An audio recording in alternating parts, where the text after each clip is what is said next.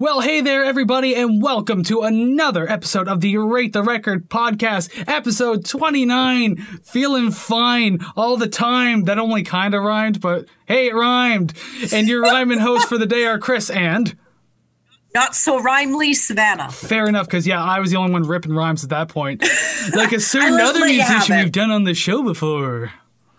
10 episodes later. These callbacks are really getting on my fucking nerves now. I can't wait to keep doing it for episodes to come. You know, bleep the F word. It was too soon into this YouTube video. Oh yeah, we can't do the 1 minute thing. Oh, that sucks. Anyways, we're probably past it by now, so that's good. Fuck that. Do like a let's put a honking sound like a clown noise. Yeah, or like a bird honk. Regardless, yes, this is the Rate the Record podcast, episode 29. Thank you very much for being a part of this episode today. We're always glad to have you here, so make sure, if you do like what you see today, like, subscribe, comment, rate, share, follow. All those cool things really help build the musical community that we are surely trying to build brick by brick by brick by brick. And we want you to be one of those bricks, or at least help lay the foundation for it. Exactly, and we just slather you with mortar. Exactly as well. Yep. But also, too, aside from doing all that kind of stuff, you can always support us on Ko-fi. Don't forget that. Ko-fi.com/rate the record. Completely optional, but it is financial. So if you want to take that extra step forward, it's always there for you. Mm-hmm. And like you say, every week, this will still be free.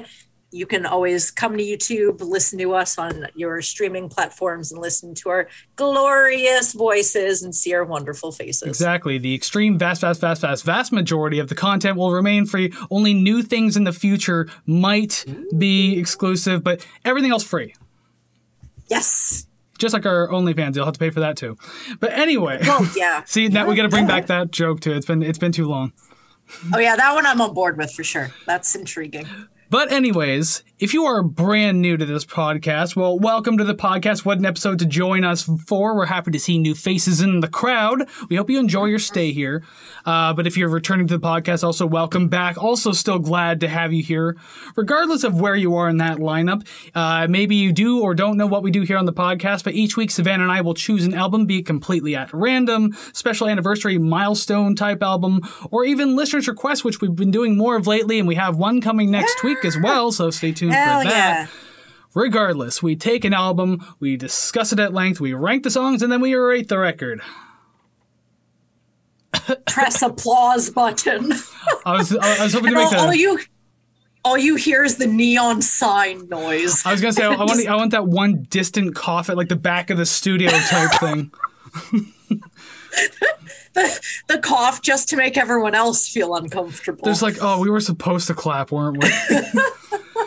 But yes, episode 29 this week. I chose the album. It's actually been a little while since I think the last time I did was Saul Williams, and we've had a handful of episodes since then. So hey, I'm back, I think. Yay! And this week, you've already seen the title of the episode by clicking on it or whatever you did, tap it, listen to it, whatever. It's Primus with their 1991 album, Sailing the Seas of Cheese, which I'm holding vinyl in my hand for you audio listeners. Here's the Asmer.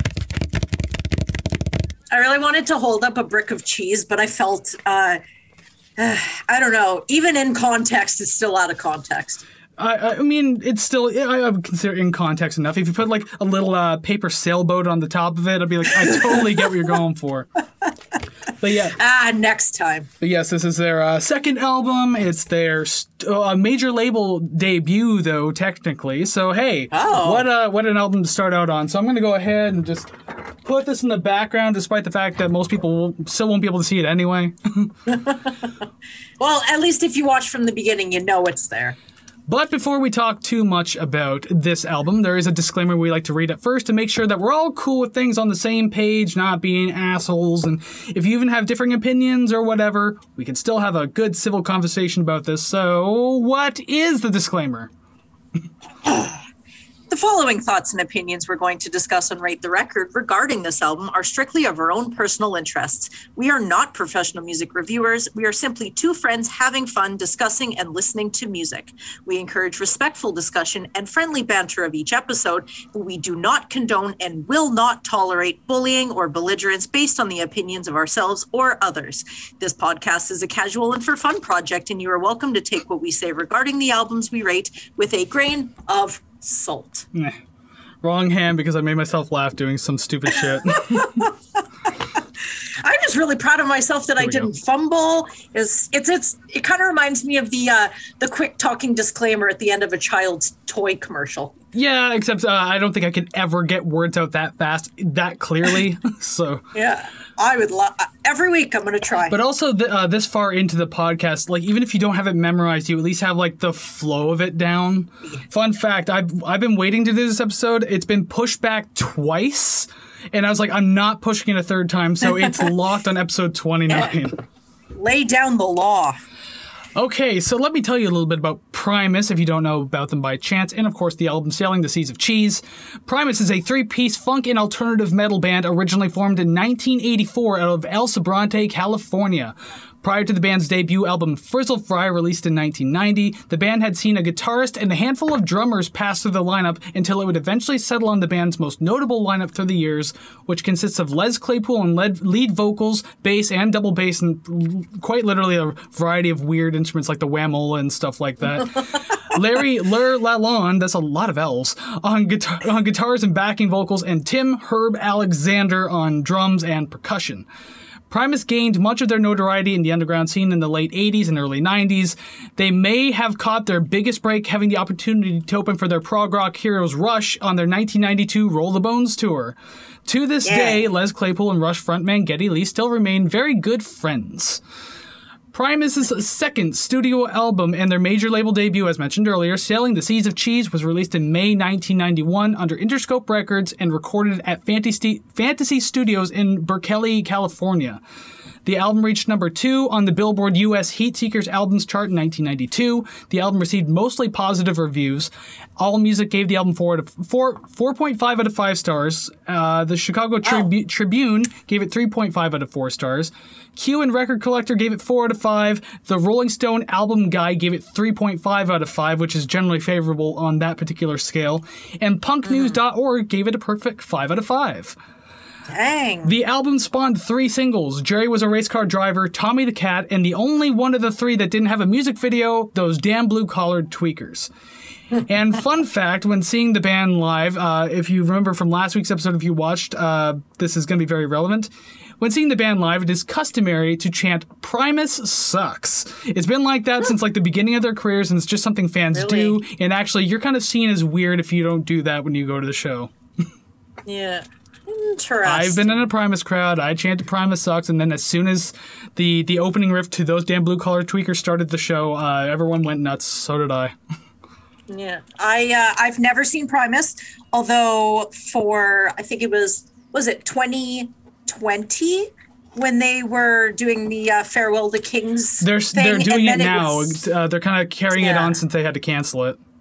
Well, they're definitely not coming anywhere close to where I'm willing to go. Toronto? So, well, I don't have tickets. Oh, that's unfortunate. You should get some tickets then.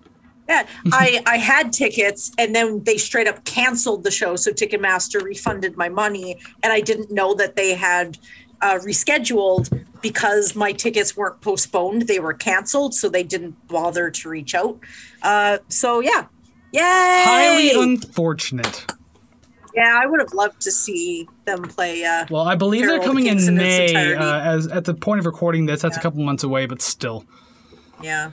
Boo! Yay for anyone who's going, but boo, not me. Yeah, I really wanted to, but I don't have the money for that right now. Yeah. Well, it's time to talk about Primus and not so much about the live experience, although it's amazing. Spoiler alert.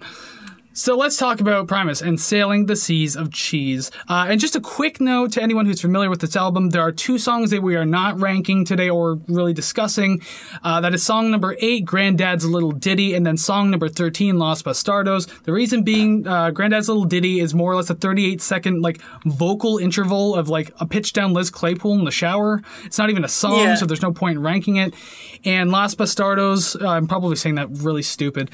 But anyway, we have a history of not ranking reprises, which it's a reprise of Here Comes the Bastards.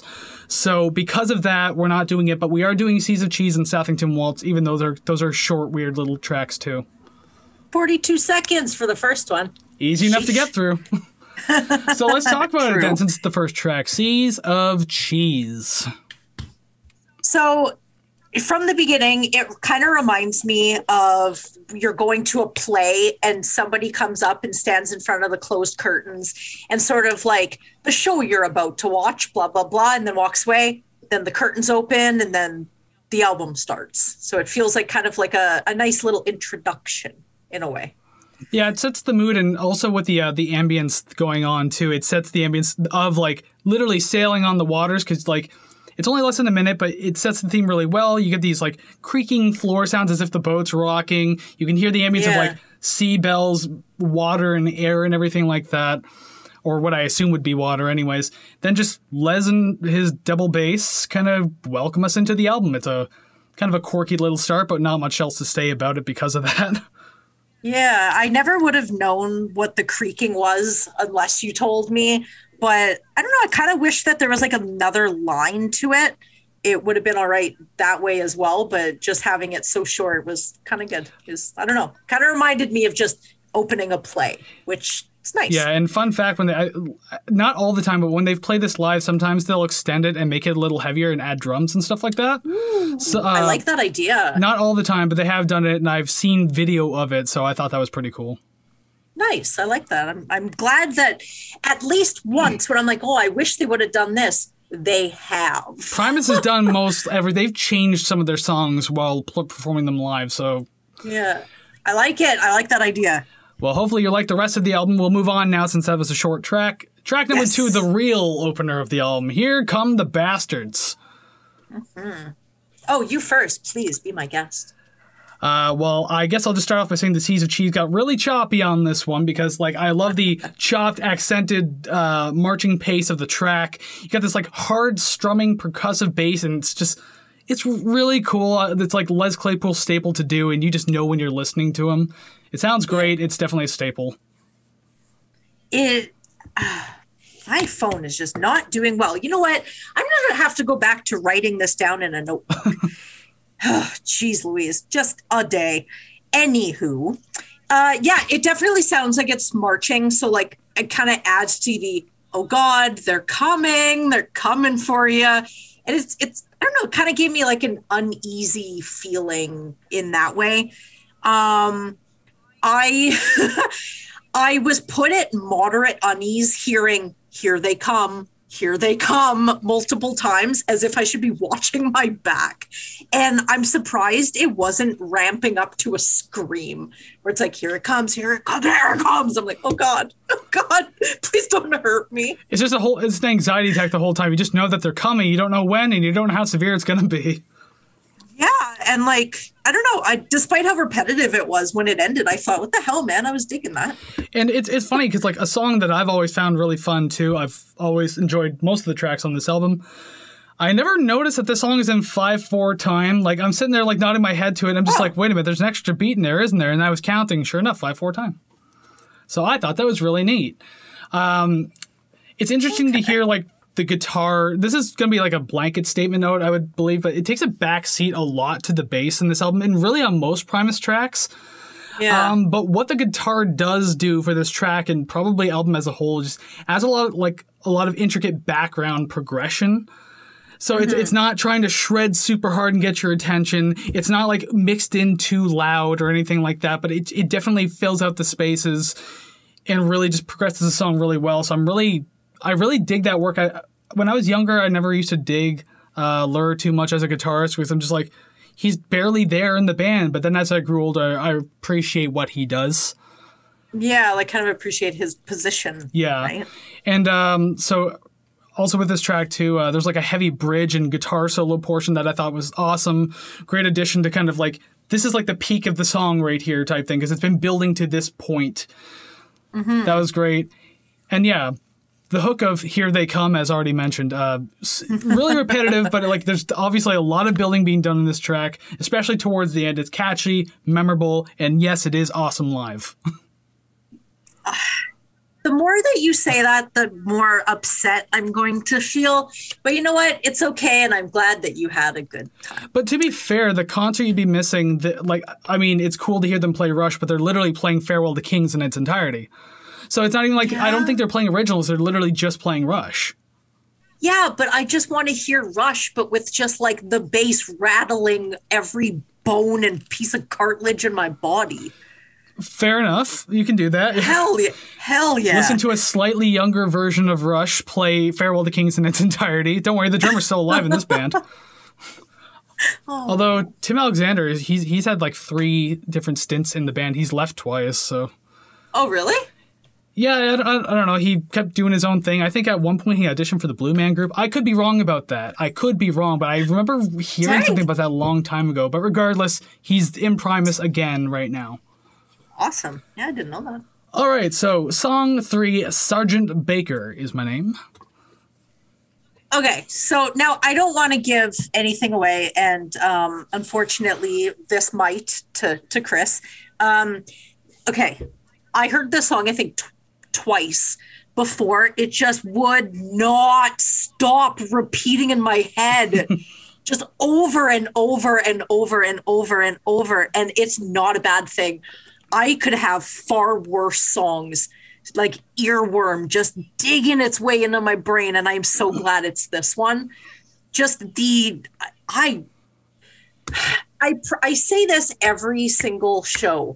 I'm not a musician. I don't know terms, but just whatever that the bass is I don't even know. I liked it. It was nice. My ears like it. My brain likes it. And my rattled organs love it. Good to know. Well, we already know Savannah's number 1, I guess. 3 songs into the album. Or do you? It's like number 4. It's like 4th from the end. Yeah, it's like 3rd last on the list. The opening to this track is a lot of fun too, because first off, it kind of like deceives your expectations a little bit of what you're about to listen to. Because it feels like you're walking into like this dark, smoky pub, and you find this like old bastard of the sea sitting at a table alone in the shadows, and like then the rest of the track just feels like a flashback of what that old bastard did while he was like a DI in the army. And the beginning has some like accordion, so yeah, it definitely adds to the walking into this. It's like a seaside pub for sailors type thing. That's kind of what I'm imagining out of it, especially because given the theme of the album. I'm seeing it. The bass riff, obviously, a lot of fun. I mean, that's just yet another blanket statement. Like, it's a very unique and highly captivating composition for this track. But I mean, like, that happens all over this album. I mean, like, it never feels like it revisits an idea. Like throughout this entire album, which is something you hear me complain about often. It's like, oh, we've heard this one already, and like now you're just extending it even further. But this album, aside from like, you know, the reprise, which I don't count that as extending something because that's what it's supposed to be. Yeah. I really love and appreciate that like this album can give you something new all the time. And Sergeant Baker was like, although it's very early into the album, it gave me that idea that this is what the rest of the album was probably going to be like just something different, new, and exciting every time. Yeah. And spoiler alert, that happens. Normally, I bitch about false endings, and sometimes they're just they don't, I guess, achieve really what I think they're going for. I was very surprised and pleased when I thought the song was going to end and it didn't. I'm like, oh, you're giving me more because this is awesome. Yeah. Even if it was only for like 4 bars afterwards, I was like, yeah, give me more. And yeah. Yeah, when he does like the 10 hut part or something like that, and the cymbals are just going crazy, and then it just kind of like reprises the chorus one more time. But like, there's a lot going on in that part too, like, because it gets a little grander as it goes. It keeps adding a little more as it goes as well too. Yeah. Even the pre-chorus though, going into the chorus itself, I also really love, because it's just simply Les Claypool saying, to make you all just a bit like me. I said right, left, and then by that point you're in the chorus. It's awesome. Just, I don't know, everything builds really well. I commend them so much for not putting the word right in the right ear and left in the left ear. I would have been pissed. Which is interesting too, because I don't know about the one on Spotify, but like the vinyl version, like the 2002 re-release, Claypool himself like remixed the album a little bit, just like to give it a more modern feel at the time, I guess. So I'm glad he didn't pull stuff like that. I guess he very well could have. I mean, he went into the studio. It's his works. I'm like, why not? Yeah, but listening to it, I am so appreciative that that is not the case, because like, not to, pun it up or anything, it just would have been so cheesy and I would have hated it so much. Yeah. So I'm really happy, very pleased with this track. Can we just get a minute though, before we move on to the next song, to give a moment of thanks to Mr. Tim Alexander on the drums as well. Not just for this track, but for this entire album, but this song really kind of made it stand out to me. Like, because him and Dan Carey of Tool have always been said to be like the Neil Pearce of their genres. And like they play in this kind of same proggy type style and everything like that. But you never hear too many people talk about Tim. So I just want to say, Herb, we love you. But because he's he has these really interesting like just drum patterns, but then he always has these like fills in them. So like there's just always something going on, and it's always so fascinating to hear. I think coming up later in the album, I definitely throw a kudos to the drums as well. So well placed. Tim Alexander is. I feel like he gets enough recognition within the scene itself, but I just feel like more people need to know his name. Yeah, Tim Alexander. Google him, people. Do it. Yeah, do it. And correct me if I'm wrong about the Blue Man Group thing, but anyways, song number 4, American Life, a very super bouncy riff to open this track, and again, it's just such an awesome and unique style of riff. I really like just the constant hammer-ons are fantastic. This song, I mean, you could say this about any song on the album, really, but this is, again, where it stood out to me. This song is like an excellent showcase of their chemistry as a band and just trusting each other with like melody and flow, because like Les drives the entire thing with like his strumming, hammer-on, pull-off like riffs and everything like that. I think that's great. Whereas Lur, when he's not in solo mode, he adds these like soft touches in the background of the song that does like a lot for the atmosphere of the track, I feel, because this, especially lyrically, I guess the song takes on a little more of a serious tone, because I believe it has to do with immigration. And Herb, obviously, with his stellar drumming and just knowing exactly what's appropriate and what's needed, rather than just exploding in for no reason. He's a very smart drummer in that sense. So, again, a lot of respect for him. And Les's vocals on this track are great. Like, he's not the greatest singer in the world, obviously. He's got a very weird, quirky voice. But something about his lower register suits songs like this so well. Yeah. My first note was, okay, I was wrong with that last track. This one rattles my organs. Yes. I love the tempo. The guitar solo and bends within it. Chef's kiss. I noticed those. I really like that a lot. Like you were saying, just sort of, add where you can and you pull back where you're not needed. But when you do things like that, you really notice, because you're not throwing so much out there that other things are getting buried. So I like that a lot. And I felt that if instruments were freestyling over a beat, that's what this would sound like. Like, despite like the vocals, if it was an instrumental, then I feel like everything would be just freestyling over the bare beat. I don't know. That's kind of the feeling I got from it, which was kind of cool, because it's not something that I hear in music I listen to day to day. So it really got my attention. Well, Primus is always known for doing something a little different, a little eccentric. Yeah, I like that a lot. I do wish it was longer, though. And at 4.5 minutes, like, who the hell am I to say, like, I want it longer? Normally I'm like, that's too long, get it out of here. I won't lie, because I actually thought, because one of the things that's like really kind of noting in this whole album, and a lot of Primus tracks too, is like just how repetitive everything is. But there's a couple things about that, though. First off, it doesn't bother me so much as it usually would, because, like, again, there's just really complicated, unique composition going on. Even if it's simple, there's still something very interesting happening with it. But also, because of how repetitive it is, I thought for sure that it would, like, annoy the hell out of you. I was just like, please don't tank the album.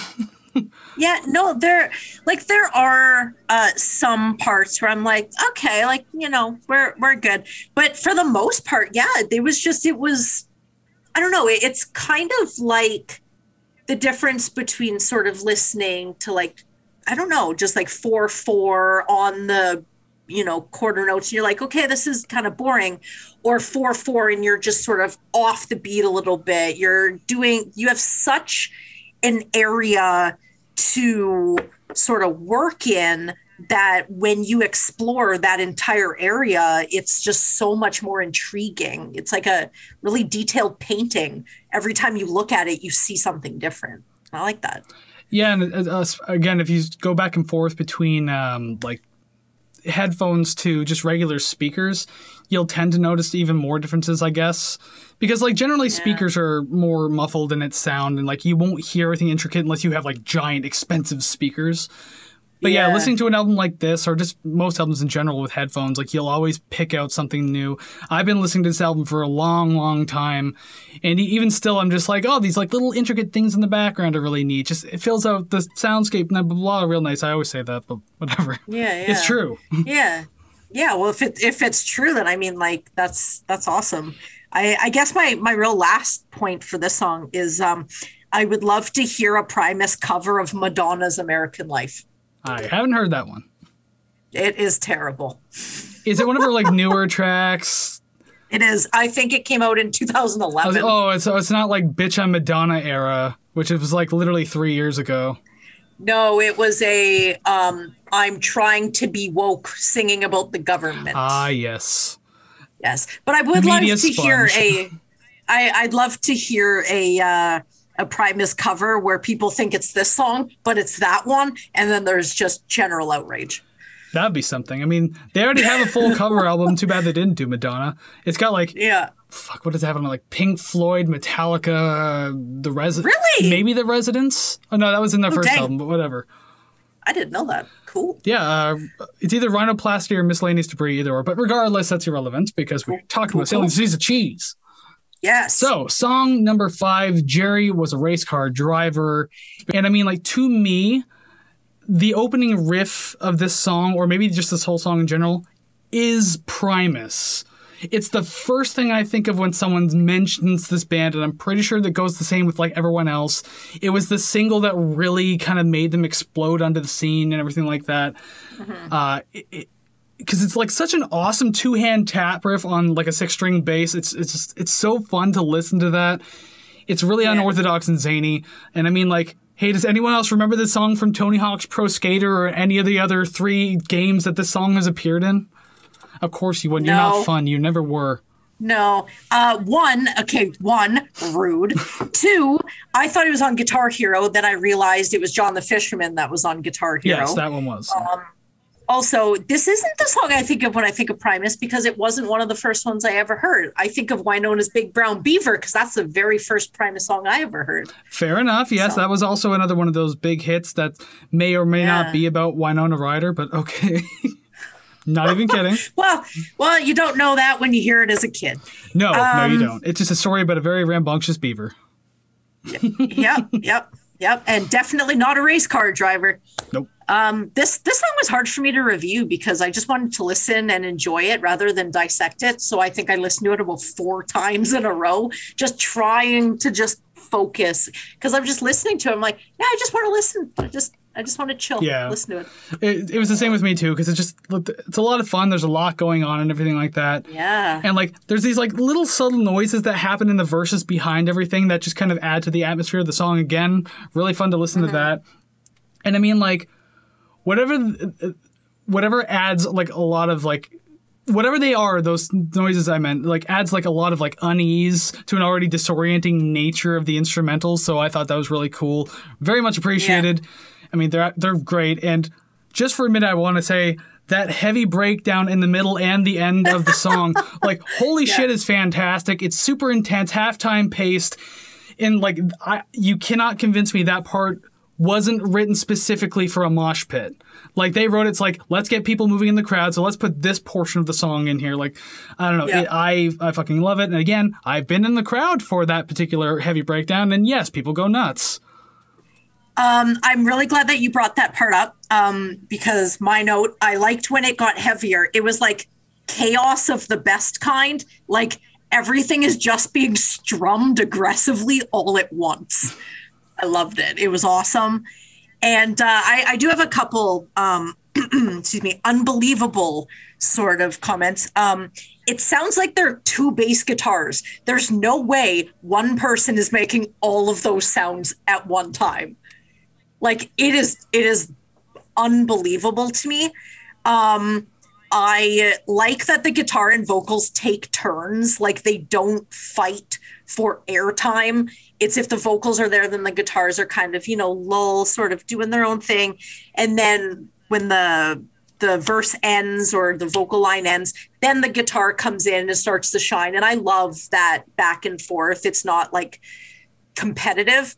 My last note, completely all in caps. How is this a 3-piece?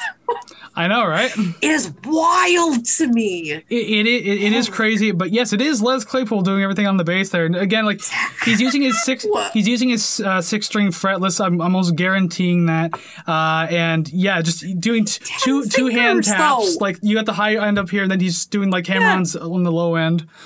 It's oh my god! I've seen people do it on like YouTube and stuff like that, so it's not impossible. But I can imagine it's fucking tricky, especially for people who don't play bass. I've seen these videos where it's like 5 people around one guitar, and they're playing this entire song. Okay, now eliminate 4 of those people and play the same song. Exactly. That's what I hear, and it's wild. Oh, is that one of those walk off the earth deals or whatever it is? Yeah. Okay. Yeah. Oh my god! But it's just like, it's like if 4 of those people just sort of faded away, and then that one person is playing the same song. That's what I hear when I listen to this, and it's my brain melts out eyes. There are some crazy Primus songs that like aren't on this album that just again would probably give you the exact same feeling of like this can't be real.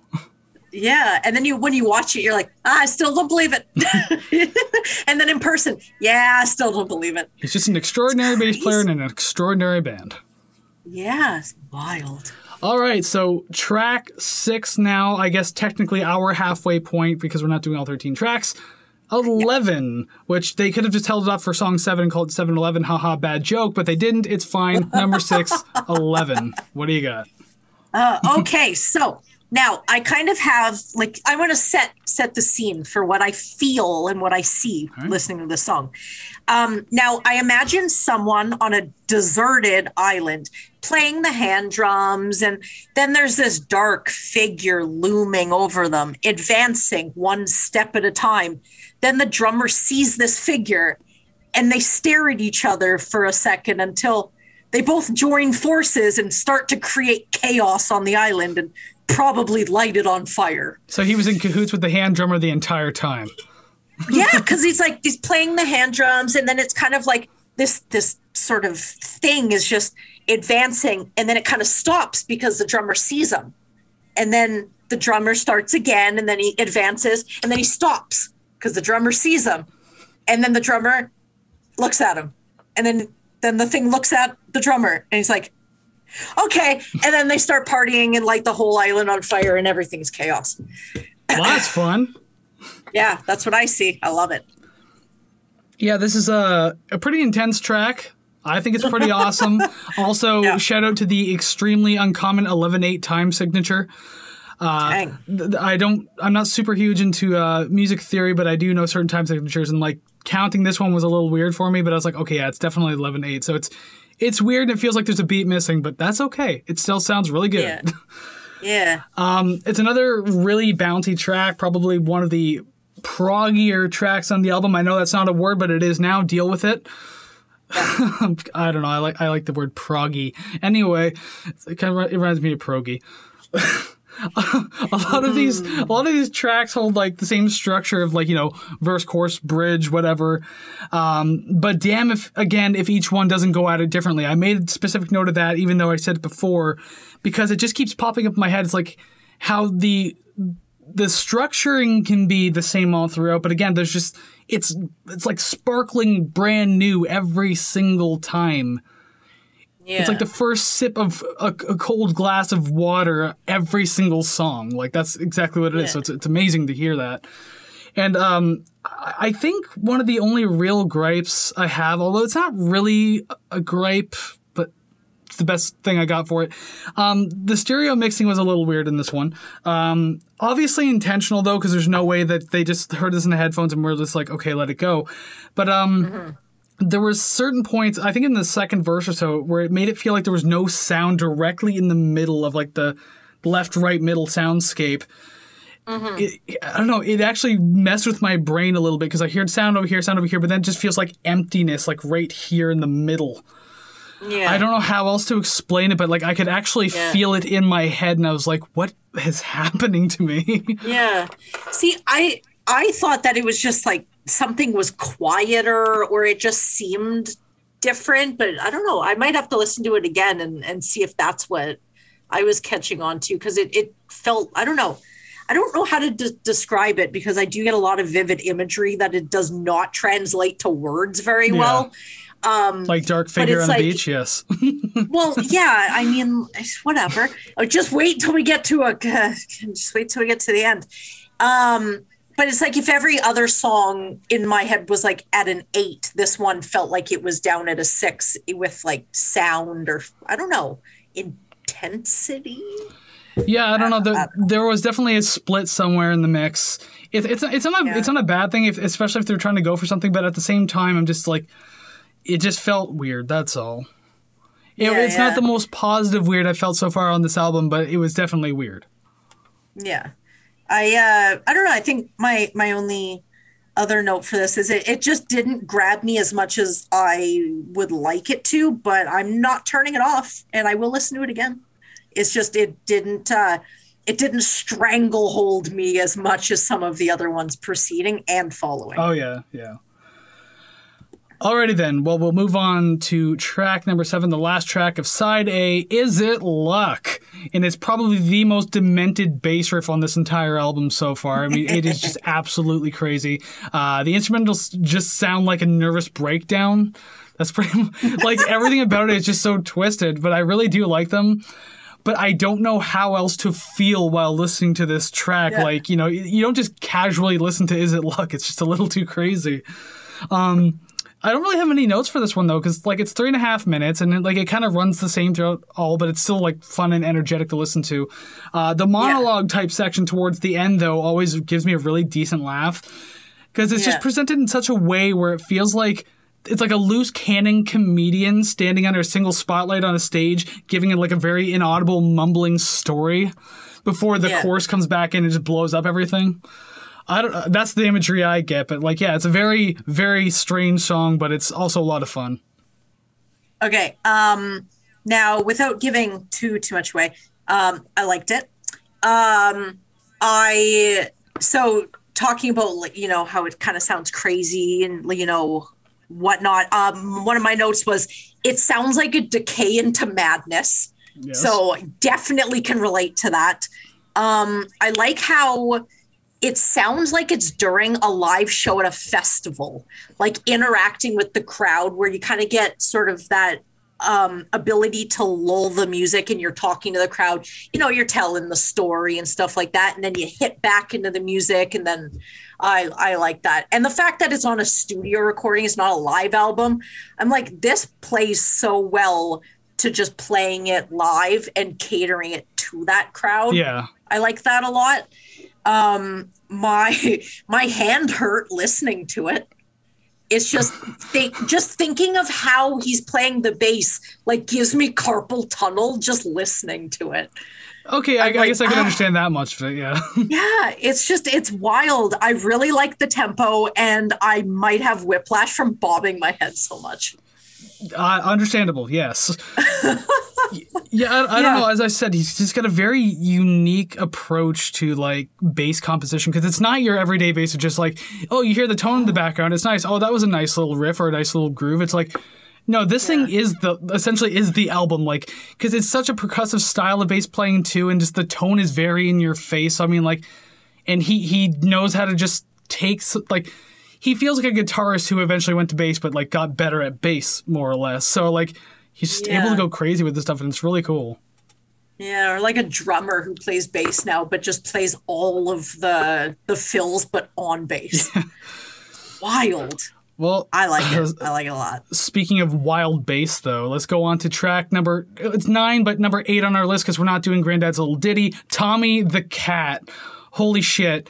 The pop slap and strum combo is obviously amazing. It's one of the best Primus bass riffs ever, like, on any album. Wow. There's fantastic riffs on different albums, but, like, Tommy the Cat is so memorable because of how fun and just absolutely like fast and just I keep saying fun, but I want to think of other words, but I'm just drawing blanks now because it's just so exciting.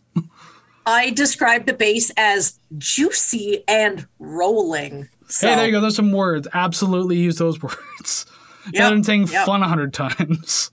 Very juicy. I loved it. A lot of substance. I must say that Tom Waits was definitely the best choice to use for the voice of Tommy the Cat in this song, because I mean, like, it sounds like it's being done through a megaphone while he's doing it, but like, you know, his smoke and whiskey soaked voice really gives the idea of this older, time beaten man or cat, I guess, in this instance, telling this story. So I think it's great character work.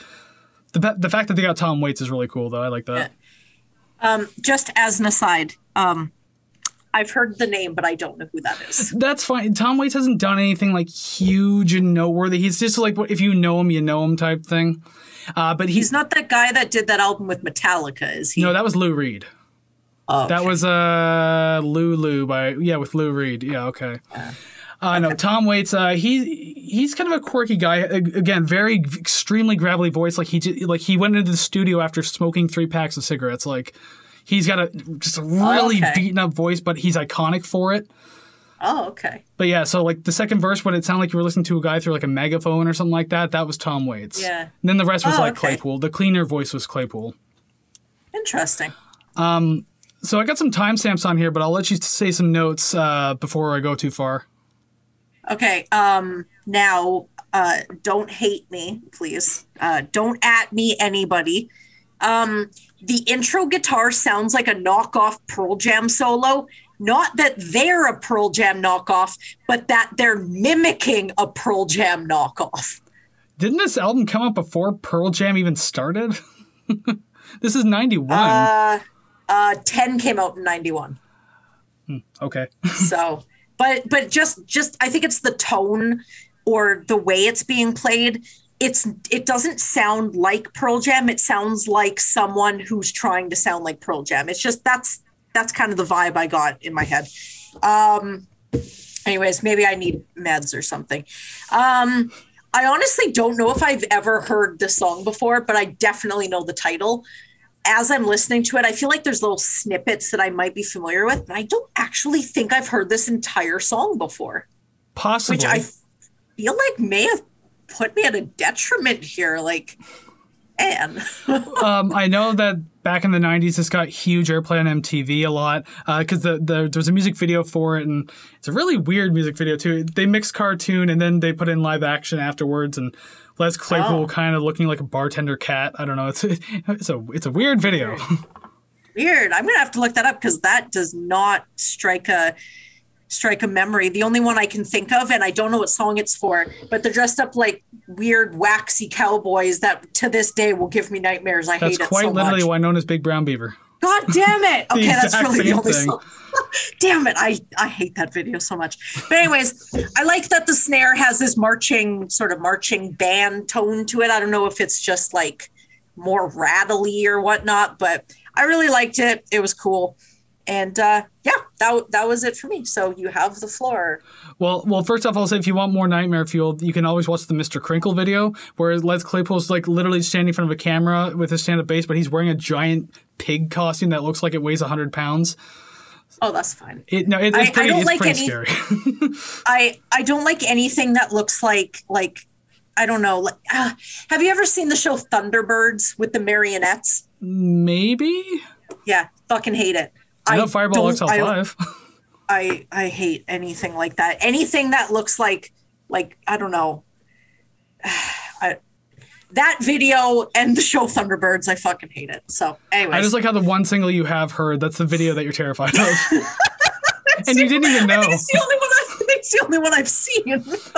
All right, so as I said, I got some timestamps here. So let's start off at 1:52. It's like literally a 2-second bass fill that transitions between 2 seconds. Like, my name is Tommy the Cat is my name, and I say into the 2-second bass fill, and then the rest of the track.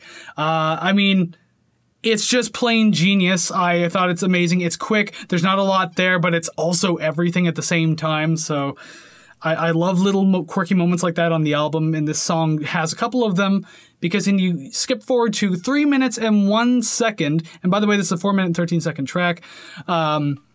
Again, more bass praise, because I assume what's happening in this tiny little 7-second portion was like improvised or something like that to an extent, because it's like a lot of like random tapping and finger plucking at this point.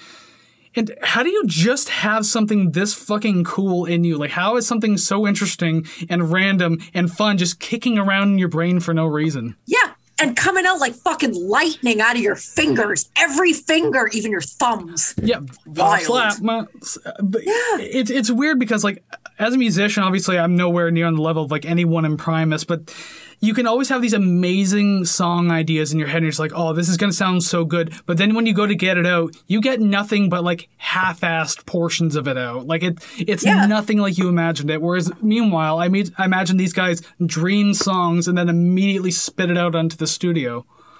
Yeah, it's like I was mentioning to you previously, where you're on a cooking show and your idea is awesome, and the judge is like, yeah, totally do it. And then when they eat it, they're like, this tastes like shit. Because the execution, no good. Your idea, spot on. Execution, terrible. Yeah. But the people who can execute exactly what they have in their head, oh my God, genius. Yeah, that's essentially what it comes down to. And like, again, it's been many points on this album, and everything in this track is just so fun and catchy. So I've always loved Tommy the Cat. It's obviously a fan favorite for a reason. There's just so much going on, and even hearing it live is still fantastic. They'd still do a great job of it. They kind of cut down on a couple of parts of it, but at the same time, it's still great. Doesn't matter. That's awesome. All right, so track number 9, again, not track 10, but track 9. It's weird reading the two lists because I've skipped 2 songs. Song number 9, Sathington Waltz. Just a bit of an interlude on this one. It's only 1 minute and 40 seconds. I guess it's just here to serve the purpose to remind you that we're still sailing the seas of cheese. Because, like, it's, again, brief instrumental interlude. The instrumentals are very nauseating, and I feel like this track is like the physical embodiment of seasickness. I can see that. Because it's so dizzying. Like, you can kind of feel like this slow rock left and right. You're a little dizzy, and just that bass that just sounds like it's super drunk, and then just all the noises kind of behind you, just emphasizing that you don't feel well, do you? I would not be surprised if they took like a bow to the guitar or the bass to kind of have that kind of not really creaking, but I don't really know how to describe it other than just like ambient string sound. Yeah, I don't know what went into some of the behind the scenes of this track and like just playing around with certain instruments and sounds and stuff like that. I mean, that's very possible they could have. Because, I mean, Les knows his way around a bow since he used double bass, and also he has a fan-made instrument called a whamola, and it's like literally a one-string instrument that just has a bending thing at the top, and that's how you change the sound of the note. But he usually uses the bow to tap the string. Like, it's literally on this live DVD that I have from Primus, the Hallucinogenetics tour from 2004, when it's just called Whamola Jam, Whamola and Drum Jam. But yeah, that's how I was introduced to that. But just saying, though, my point is he knows his way around certain things, including a bow, so it's very possible it could be somewhere in this track. That I didn't know, and I am doubling down on what I think because that seems like a pretty good possibility. Very possibly. Dang. All right, so short song out of the way. Track 10, penultimate track, Those Damn Blue-Colored Tweakers. Yeah, before the lyrics came in, I was really hoping it would sound like The Devil Went Down to Georgia. Les Claypool literally covered that song, by the way, just saying. God damn so his solo work, not Primus, but like his solo stuff. I was hoping for a really deep register. Like, I didn't get it, but like I really want to listen to that song now because if that's what I wanted, I'm really glad it exists. Although, granted, there are actual fiddles, so he's not doing like this giant bass solo where the fiddles are, so just gonna dampen your parade right there. That's okay. I'll just half-ass splice everything together. I'll make it work. But he is singing in the track though, so you get to hear Les Claypool sing "Devil Went Down to Georgia." That's awesome. I love it. I like the deepness. But I don't know if it's a floor tom accentuating some of the bass hits, but Yes. either way, I like it. I like that a lot. I don't know. It just adds that substance. It's like for breakfast, you're not just eating cereal. You're getting, the whole hash brown pancake egg experience. It's just so much more full and giving. Yeah. And the fact that it's not there the whole time. It's only there, I guess, to accentuate, and it's there temporarily. It makes it that much more enjoyable. Yeah, yeah. And I mean, the drums kind of do that a few times in the song where they will, their presence and like what it does, like really accents things and just like puts more of the song into perspective, I guess. Yeah.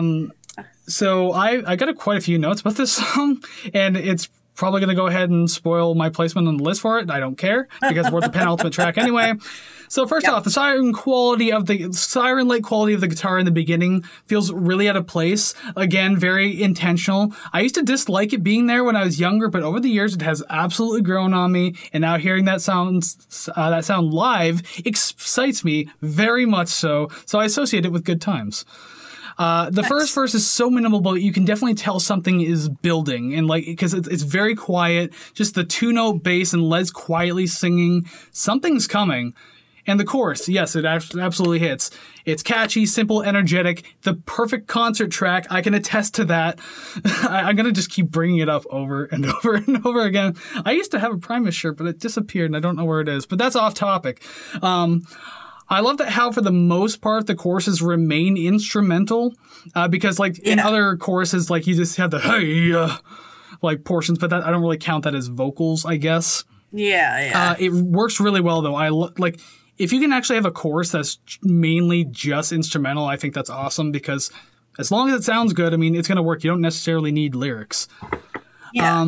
But yeah, the addition of the kick drum to the other verses is great at keeping the feeling of building while also keeping a decent amount of the energy from the choruses themselves. So I kind of like how it doesn't really let you down too much. It's like, we're coming back down because we were going to build back up again. It's going to get fun. Don't worry. It does that very well. You know it's coming back, so it's very rewarding when it happens. The chorus bridge, or whatever you want to call this part, the guitar solos, the bass gets distorted and runs the chorus riff through, and I think it sounds awesome, especially with the hammer-ons on the bass. Sounds fantastic. All that while riding on the ride cymbal bell. I mean, I get hyper during that entire middle portion of the track. I fucking love it so much. The bass solo is really cool too, but I'll just say the live solos are usually a lot more fun too, because he does a lot more with it. And I want to point out the most infamous version of this song live is their Woodstock 94 performance, which you can find on YouTube, where he goes crazy with the bass solo and his whammy bar, and then he does the Jimi Hendrix version of the Star Spangled Banner on his bass. He gets a portion of the way through it, kind of screws up, and literally says, sorry, I had to do it. And then they get back to the rest of the song. But literally, I think that performance of this track is my all-time favorite. It just sounds good. There's a lot more distorted hammer-ons on the bass that I think really add a lot more to the chorus, so I think that's great. But as the album version, though, it still sounds good. It's still a lot of fun. Just reminds me of jumping at concerts. The ending is so grand and twice as energetic too, because also the bass goes up an octave as well. So I thought that was really cool. A lot more distortion on everything. What is there not to like about this song? Okay,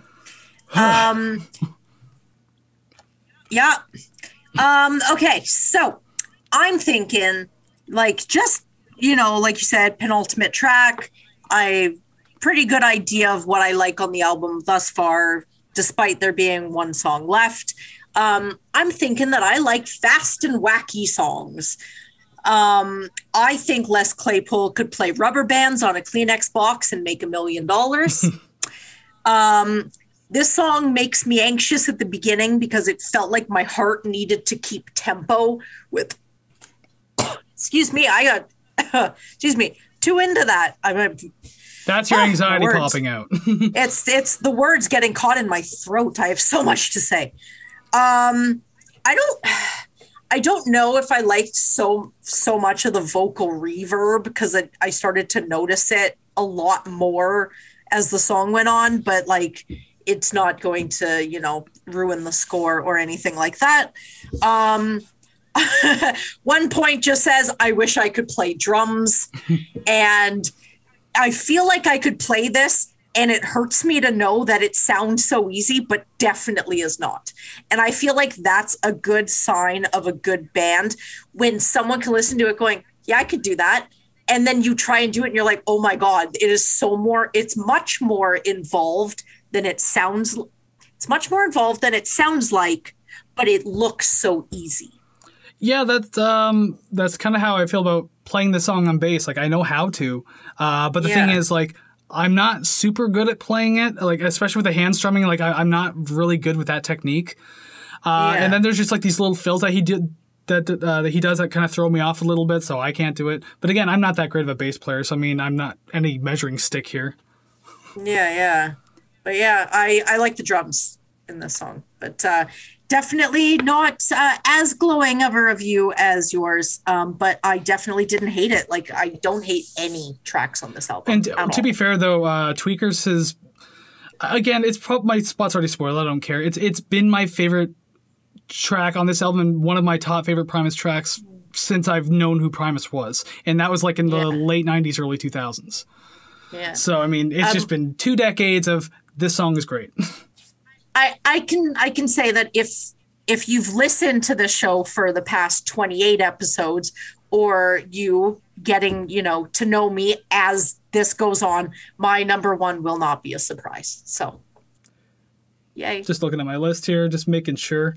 Maybe, yeah. It won't be the same as mine, obviously, but I'm just trying to determine what yours would be, but I'll do that momentarily, because we have to talk about the last track, number 11 and or 12, I don't know. But anyways, Fish On by, obviously by Primus. I don't know why I was going to say by Primus. Fish On, Fisherman's Chronicles, Chapter 2. Just a quick note. Yes, Fisherman Chronicles does go across 4 different albums. Frizzle Fry has John the Fisherman. This is Fish On. I believe Pork Soda has Old Dimeback Sturgeon. And then there's a 4th one I haven't heard because it's too new. Okay. Now, I want to start off with how I hear this song. Again, don't at me. Perhaps I need medication. We shall see. That's twice you've said that now. You're going to make it come true. I am almost positive. After you hear this... just heel-click your red slippers and you'll get a bottle of pills. Yeah, I'll need medication. But this is how this is what I saw when I heard the song. Okay. How I hear this song. They're on a boat, and it's a story of how they are on said boat and fishing. Everything is going swimmingly. See what I... And at least one pun so far. Anyways, everything is going fine, and then the water is getting a little rough, and they catch a shark. They reel the shark onto the boat, and it's intense, as it would be. They're fighting it, and it's a real battle, an hours-long battle. And then the shark finally relents, and the end of the song is a come down from the intensity, and they paddle to shore, and they sell the shark for 2 bits and a cigarette, and walk away into the sunset down a dirt road with their rods and tackle boxes. And no, I was not on drugs when I wrote that. Can you just come clean and show me the screenplay you clearly wrote for this? That's it. I would like to say that is the plot summary. I need the screenplay. It is a pretty good. It's a pretty good album when it can give such vivid imagery from just music. Hey, you weren't wrong about the shark catching. There is a lyric where they were fishing sharks and stingray out of a particular area. I can't remember where. Really? But oh my god! I don't even listen to that. But it's funny because the intense part. Awesome. Yes, they actually. There is the second verse is literally about catching 100-pound sturgeon on a 20-pound test, and it's 6 feet long, and they were battling it for an hour and a half. Those are part of the lyrics, so you're not even wrong. But oh my god! You just mixed up your sea creatures. That's all. And I definitely didn't do drugs. This is awesome. Your subconscious actually put you on to something here. That's awesome. You know what? Okay, I scored that properly because hell, if that gave me that imagery, that accurate imagery, then that song is. Which is weird to hear you say that, considering you usually hate when songs hold your hand through the lyrics and be like, this is A, B, C, D, E points that are happening. But I wasn't even listening to the lyrics. It was just, that's how it felt. And the music coming in a little more intense because like I heard some lyrics where it's like, I know he was fishing with his buddy Lair and I'm like, okay, that's cool. And then sometimes I can't really discern his lyrics because of just the tone in his voice. Yeah. But as the song's getting a little more aggressive, I'm like, oh, so I know he's fishing. If it's getting aggressive, I wonder what's happening. And fuck, good job. Well, good job. The bridge of the track, the kind of like instrumental jam that picks up pace. Just before that part starts, you literally hear the sound of a fishing reel just like going nuts. Like, oh, something on the line. And so that whole point is like trying to catch a really intense fish. Again, I think your mind was like picking up what the song was telling you. I love it. I love it. That pleases me to the highest degree. Yes, you got like pretty much all the correct imagery. You just mix up your sea creatures. Oh that's my God. It. I'm not dumb this time. This is awesome. Yeah, and I know you told me off camera, you were telling your partner about that, and he's like, oh, you're weird, and now you can just rub it right back in their face. Oh yeah. This is going on YouTube Short, and I'm just going to play it on the TV while I'm not home. Exactly. Just loop it forever. This is fantastic. Oh, all right. Well, you know what? I had some other things, but it doesn't even matter. I'm riding on this. It's irrelevant. I win. Yeah, damn right. There was a really soothing start to this track, and I mean, like, until it's not, because, I mean, it's just like this fretless bass that opens up the track, sounds really nice and everything like that, but then the tone gets dark very fast. So, I mean, like, all of this for a song about fishing, that's always my thought. It's like, it's so dark sounding about fishing. Yeah. And it's not even like anyone dies in this song. They literally just battle a fish for an hour and a half. And then I think the end of the second verse, when they caught that 6-foot sturgeon, he said, I was so dang impressed that I write this song called Fish On. So, yeah.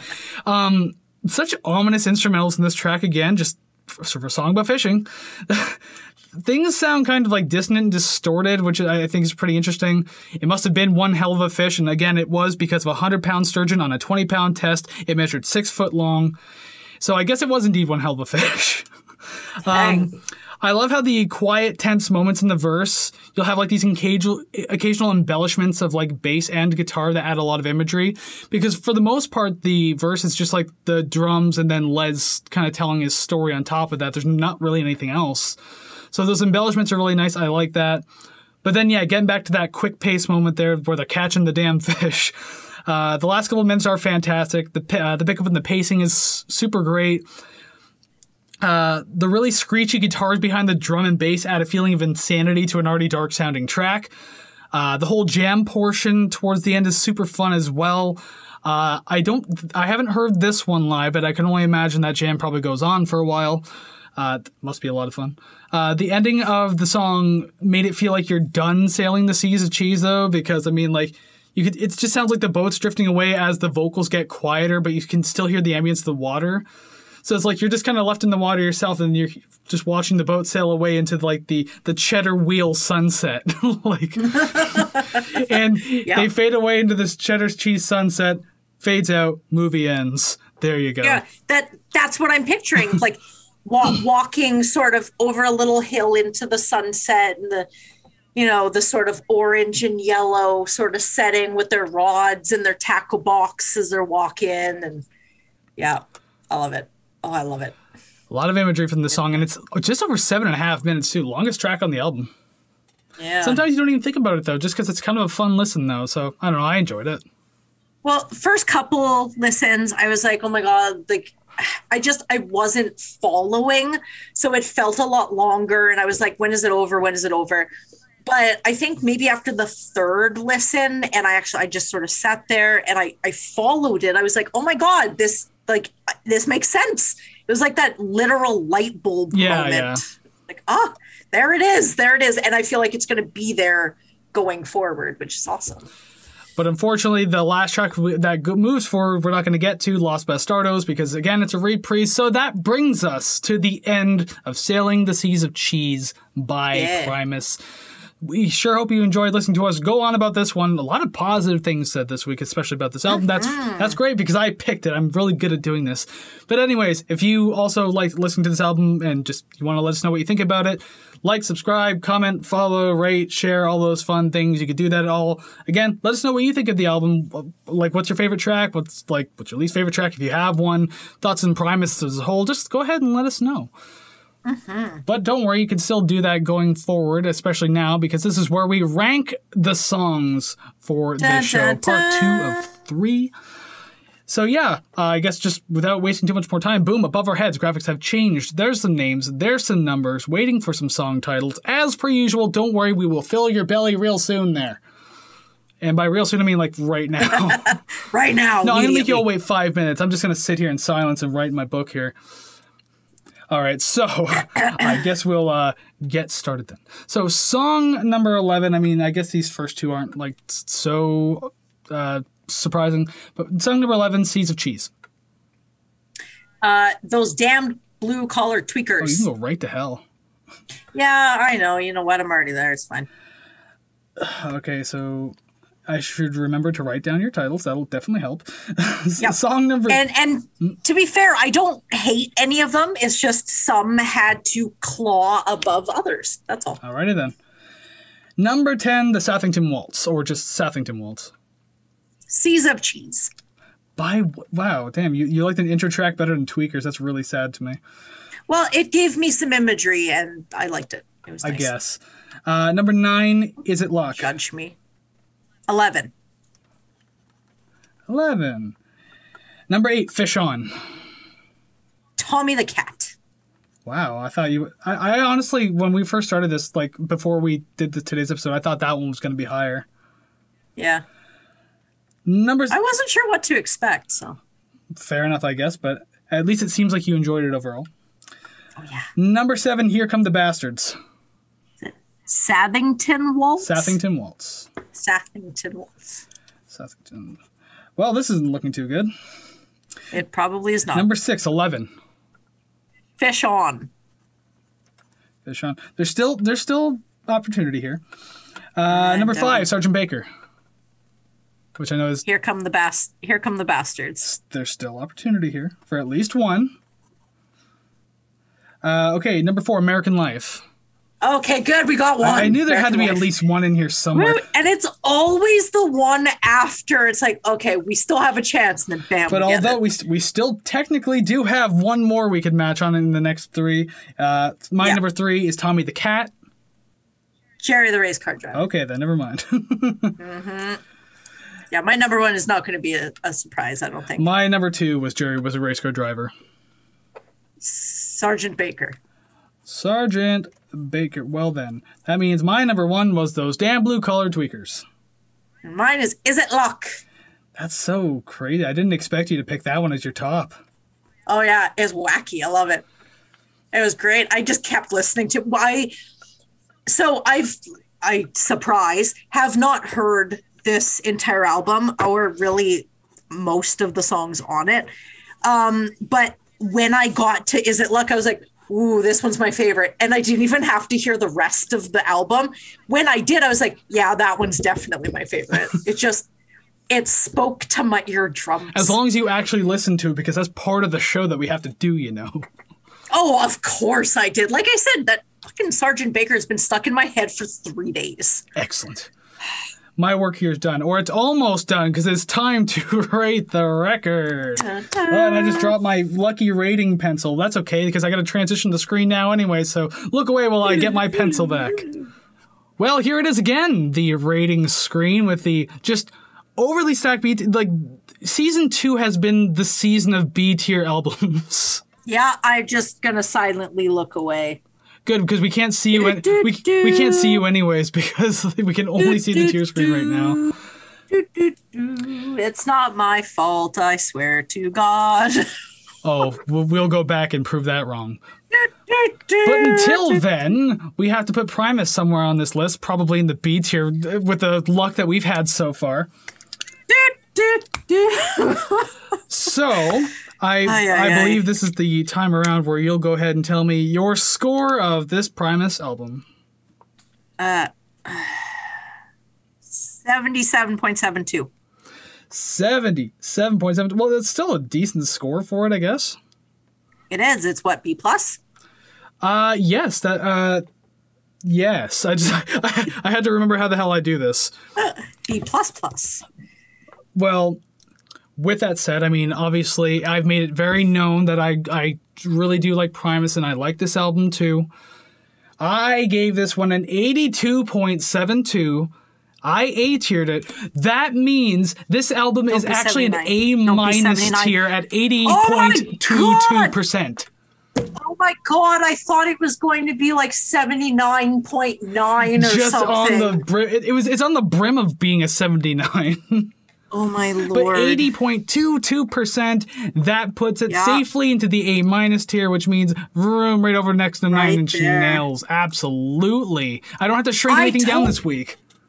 I told you I like wacky music, and I'm learning that through this show. Oh, and we've definitely got some wacky music coming up down the road. Nothing too soon, but like down the road. Oh boy, we got some stuff. Yeah, I am pretty excited for that. Oh my God.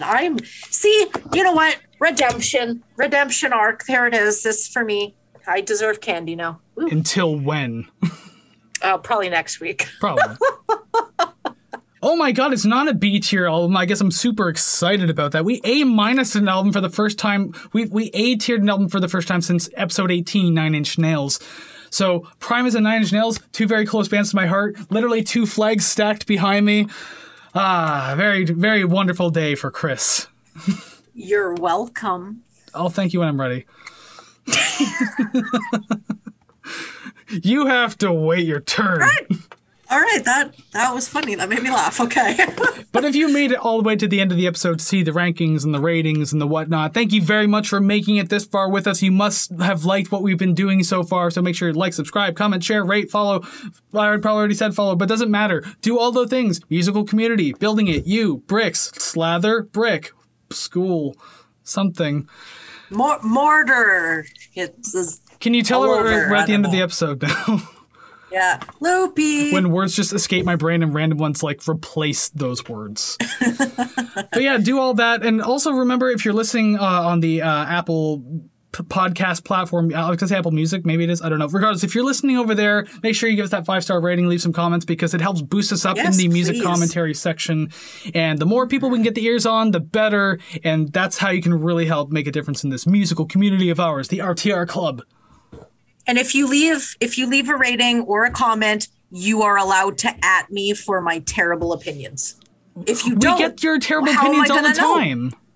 I know, but like, you're allowed to @ me and fight me over it, not you. I fight you for like an hour every Monday now, just about your horrible opinions.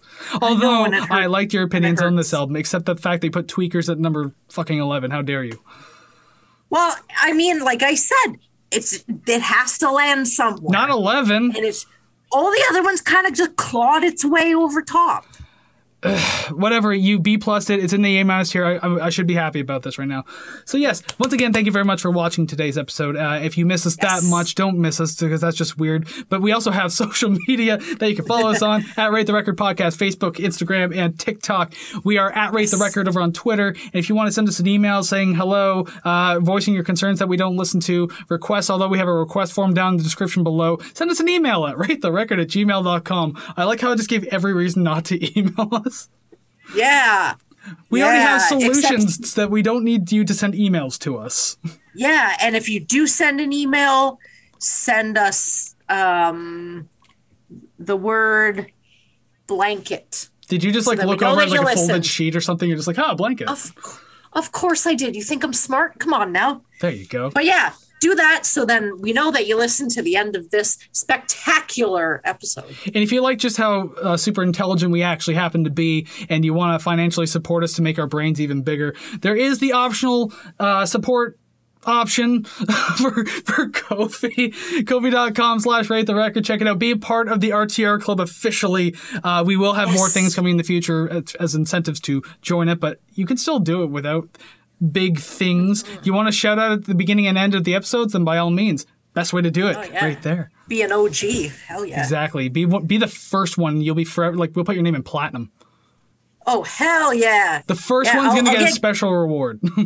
I'll get grills with your first name on them. And then you'll just constantly have to sit in front of the camera. I'll wear them every episode. And then you bite your tongue and like half a chunk falls off. But yes, okay, we're at the end of the episode now. Again, thank you very much for watching this one with us. But before we let you go, we do like to give a little tiny itsy-bitsy sneak preview, an itsy-bitsy spider, water spout, whatever, about next week's episode. And as previously mentioned before, we're kind of on a string of viewer requests. We did one last week that was Grapes of Wrath. Next week, we have another listener request. And this band is a 4-piece indie rock band out of New York. And the album that we're looking at has garnered a lot of praise, and it even had David Bowie cameo on it. I had to look that up specifically because I don't know a whole lot about the album, but I am excited to listen to it. Spicy. I'm aware of the band. I'm aware of the album. I just haven't listened to it, so I'm looking forward to this experience. This will be brand new to me, but if you've listened before, most of this is. So pretty much just like today's album. Yeah. So I guess that's our cue to exit very not so quietly or elegantly. So we're just going to go now. Thank you very much for listening. And until we see you next week, go listen to some awesome music like Sailing the Seas of Cheese by Primus. Ta-da! The vinyl behind me. Take care, friends. Bye-bye.